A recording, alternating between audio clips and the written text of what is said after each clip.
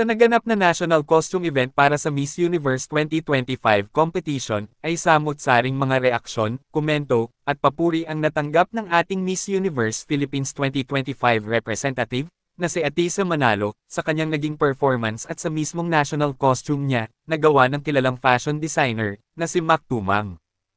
Natila bang ang iilang netizens, ay hindi napigilan ang kanilang luha sa pagiging proud kay Atisa at sa Miss Universe Philippines organization. Ayon nga sa iilang komento ng netizens, now this is the Philippines national costume that we haven't seen for so long on the Miss Universe stage. Well played Atisa, Mac Tumang, and the rest of the team. Nakakaiyak and super ganda ng costume. Hu. Perfect for her. 10 out of 10. Sa mga reklamador, eto na yung sinasabi kong Pinay yan.